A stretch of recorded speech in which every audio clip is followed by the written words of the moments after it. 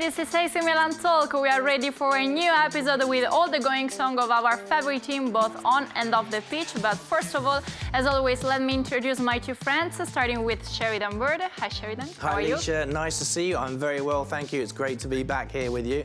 And welcome also to Adriano Del Monte. Hi, Adriano. Ciao Alicia, ciao Sheridan. Great to be with you as always. Another win. Can't wait to get stuck into it all. Of course, well done guys. So let's start as always with our men's first team.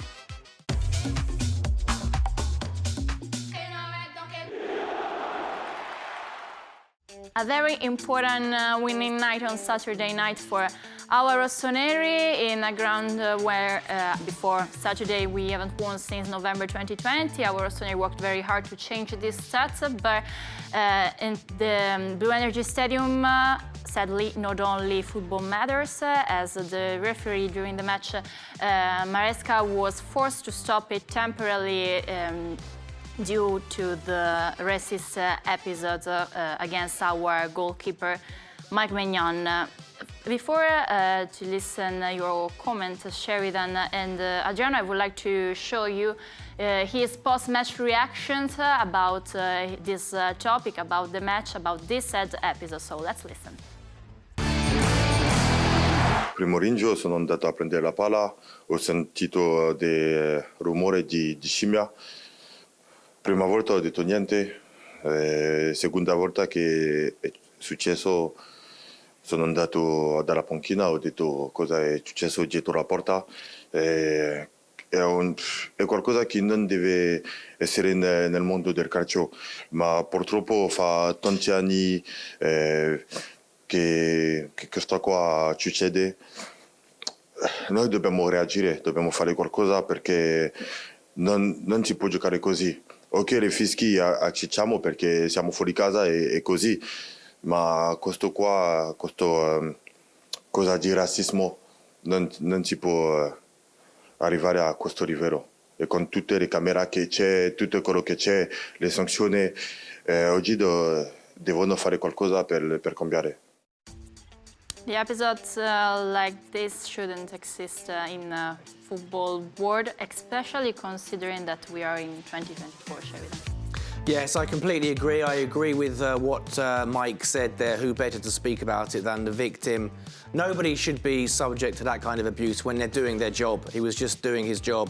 He was at his place of work. It was an away match, but the pitch is his place of work. And those pictures were heartbreaking. Thankfully, he showed character to continue, and Milan got the win. But we shouldn't be watching these images. We shouldn't be talking about these images. People shouldn't be writing about these scenes in 2024. It's a global problem. It's something that we have to continue battling against. It's a long fight, and the fight goes on. But as I say, these are really sad images to watch. Adriano, we are looking also to the images when Mike Maignan left the pitch and the team showed itself strong against this bad situation, against this topic. The team did show great strength and solidarity, of course, to support their teammate there. And look, it's certainly a move that needed to be taken. So for Mike Maignan and the teammates there to support him and do that, absolutely the right move. But as was shown and reflected in Maignan post-match comments there, something must be done. And we as a country, we as a league need to all do better. Sheridan was correct in saying this is a global problem. This is, of course, not isolated only to Italy, not only to Italian football. It's a football problem as well. We see it in other leagues around the world. But we, as Italian football, can only control and manage what we can. And again, collectively, as clubs, as a league, Serie A needs to do much better on this issue. And I can tell you, you guys know, but I cover Serie A and have done for many years for many different TV broadcasters all across the globe. And when this is the topic that we are constantly debating, racism in Italian football, it does not benefit anyone.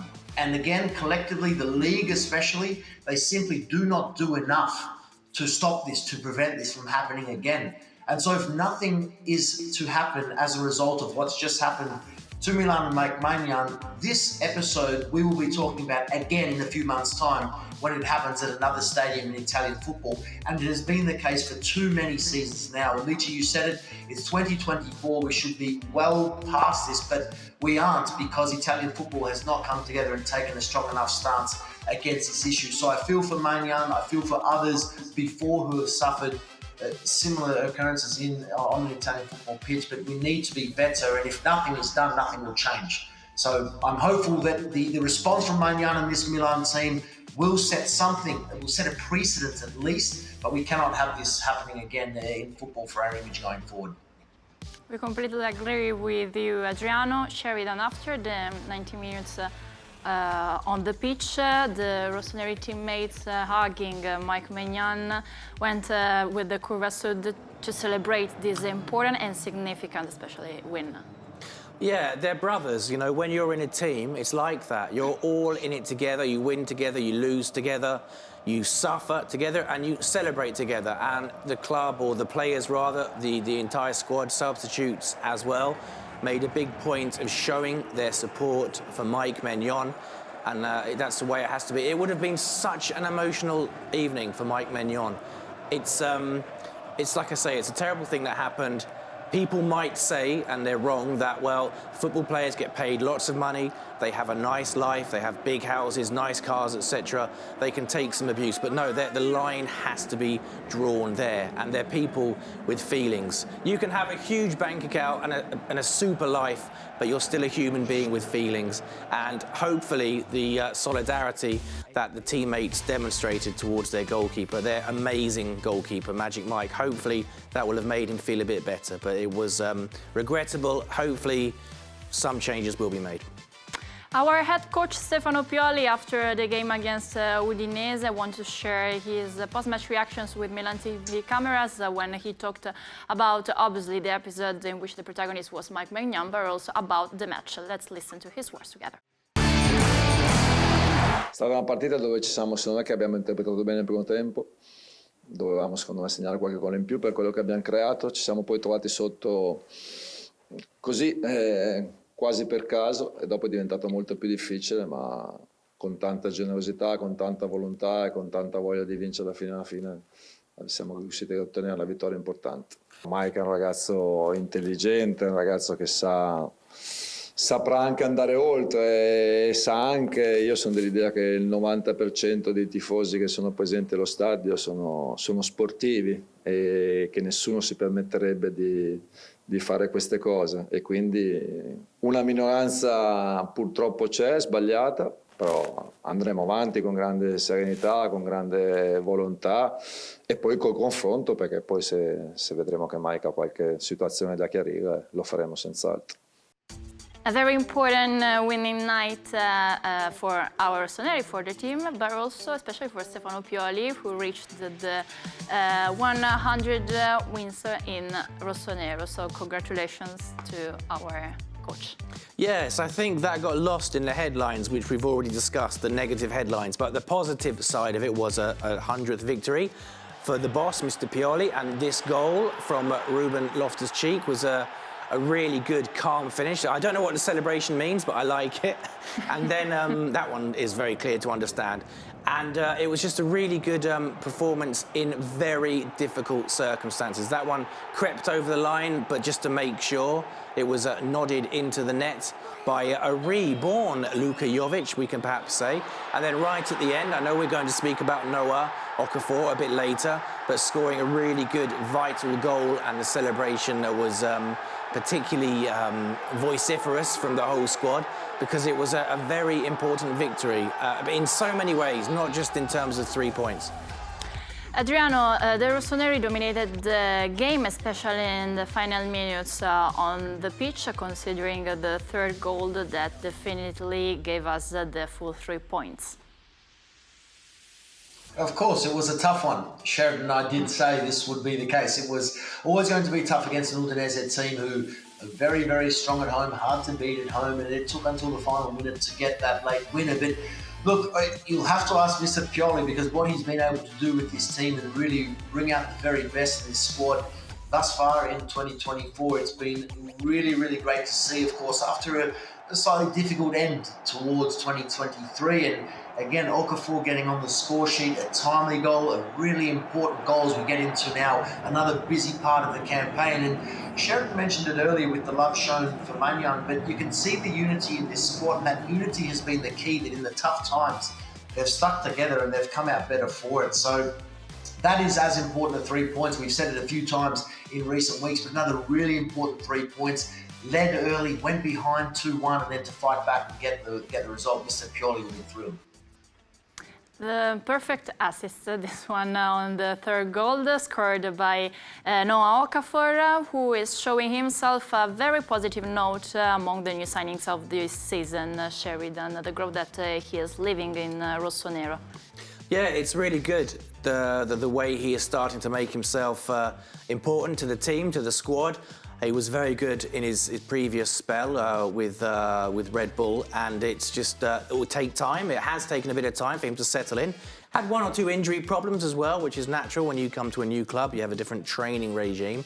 But he's so important. He's a really good option from the bench, but he's an ambitious young man, so he's probably thinking beyond being a super sub, beyond being someone to come on from the bench. He's starting to have a really good impact. That goal there, he showed really quick feet to make it happen, and he's just a really positive addition, or has been a very positive addition to Mr. Pioli's attackers. He seems to often find himself in the right place at the right time, late on in matches, which is the nature of a substitute, which means that the defences are perhaps a bit tired, so he can sneak in unnoticed and make something happen.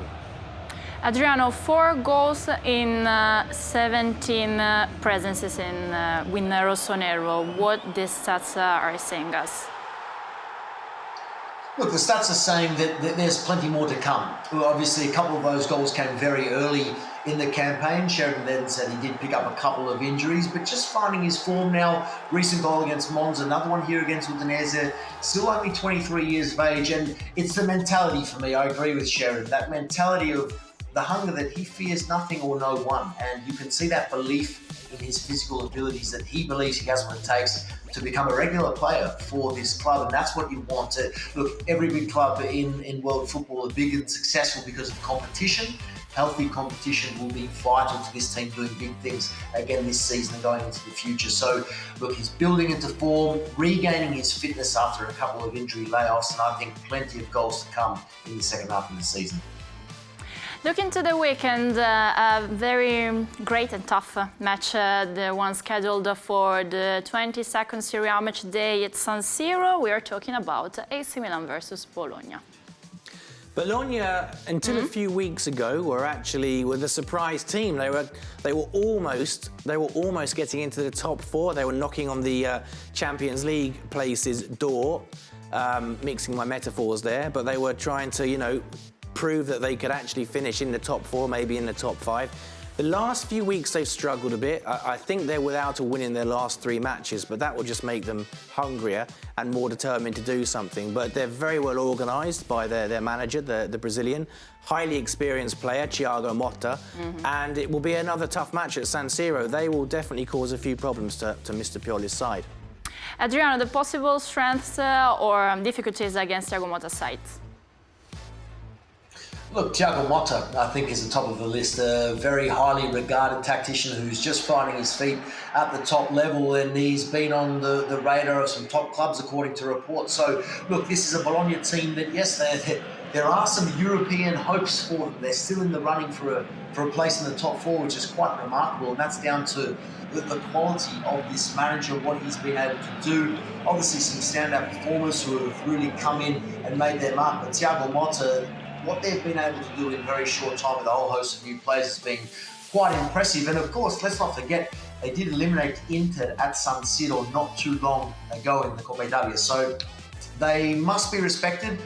Recent form, though, not great. Without a win in their last 4 in all competitions. Recent record against Milan, not great. No win since 2016. So I think our recent record, given with our recent form, I think this will be a tough one. Should respect the opponent. But as I said last weekend, a good test against Udinese, resulted in 3 points. Very confident for the same this Saturday evening. Well, that's all for Stefano Pioli's side. Let's move on with our women's team.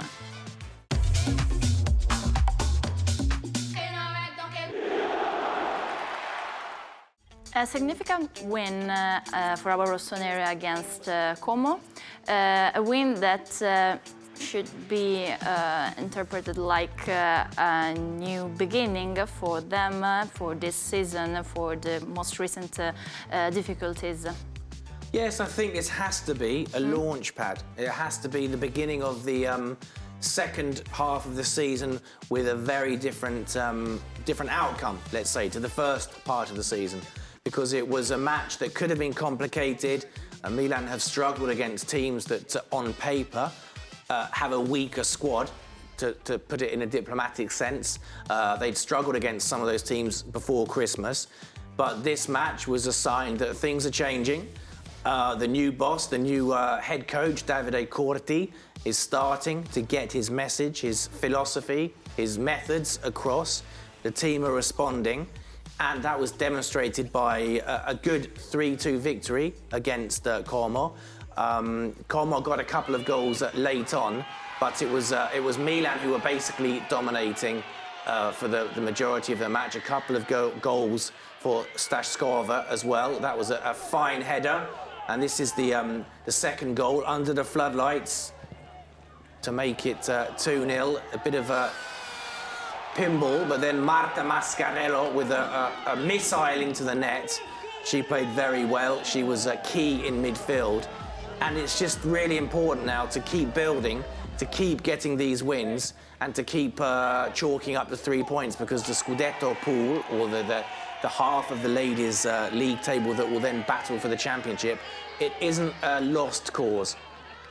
Adriano, the result reflect a balanced match, or our rossoneri lived many difficulties during that 90 minutes on the pitch against Como? Look, obviously made it a little difficult late conceding these goals, but in the end this was an important 3 points, because this does keep the season alive. And we saw with the standings, Cornwall currently in 5th place. This win now ensures that gap is closed.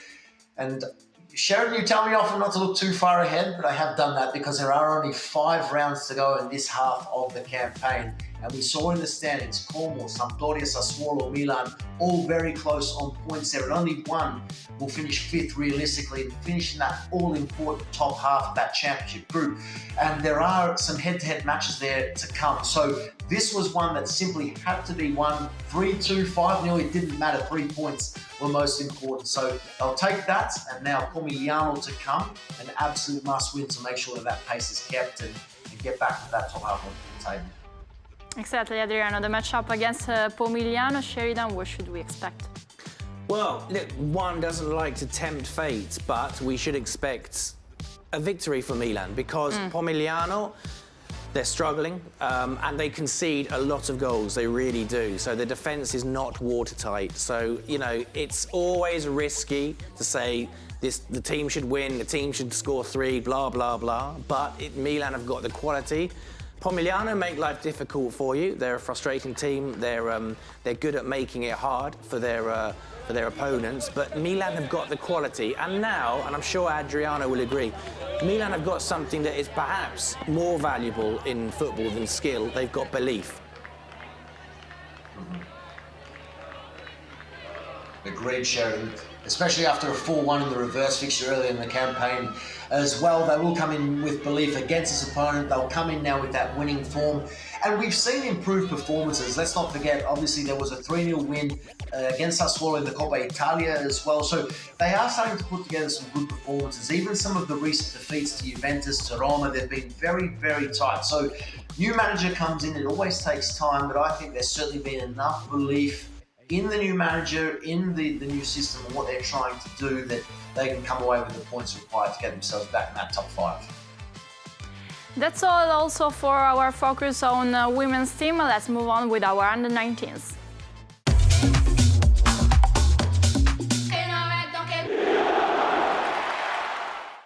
Something went wrong against Atalanta, but the next match scheduled for the new Primavera Uno match day is against Roma. A very important match that maybe will say something else, something new about the table, Sheridan. Yes, in recent weeks, including before Christmas when the Primavera struggled a bit and lost a few matches, Roma actually went beyond or overtook Milan in the table. So Roma currently in third place, which is impressive, you have to say. But it should be Milan higher up in the table, but for those freak results that were as a result of losing so many young stars to the first team. So Milan, I think, and including that argument that the Atalanta match, the very frustrating defeat against Atalanta last weekend, was because Mr. Abate, a lot of his players have gone to play with the first team or be in the first team squad. So it's not easy for him. So we can forgive some of these recent defeats for the Primavera because they're shuffling the defence. It feels as if every week the defence is a new combination of players. And anyone who's played football at a serious level or even at a rubbish level like me knows that defences need to be composed and need to be settled and need to work together regularly. It was a very good goal by Atalanta to win the match. It was a shot that perhaps no one expected, but it flew into the top corner. Milan fought hard to try and get back into the match, but it just didn't quite happen. That was Francesco Camarda with a really good chest control and half volley, which nearly brought an equaliser. This was spectacular.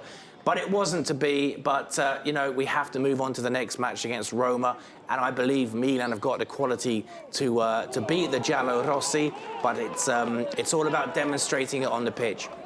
Adriano? Look, we've said it the last couple of weeks, and Sheridan said it again, it is the reality of the situation in the first team at the moment. As a result, Mr. Abate's Primavera cannot be at full strength, but I stand true to what I've always said.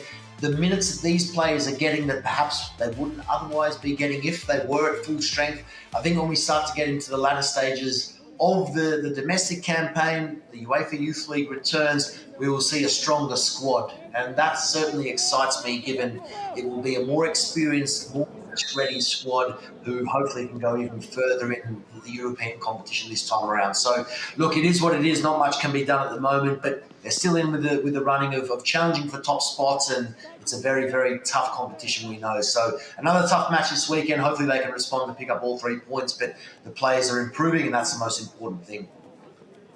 Well, guys, with our under-19s, we come to the end of this episode. So thanks to Adriano Del Monte. Bye-bye, Adriano. Thank you, guys. Pleasure as always. See you next week. And thanks also to Sheridan Bird. See you next week, Sheridan. See you next week. Thank you to everyone watching, and thank you, Adriano. Dear Rossoneri, thanks for following us. See you in the next episode of our AC Milan Talk. Ciao!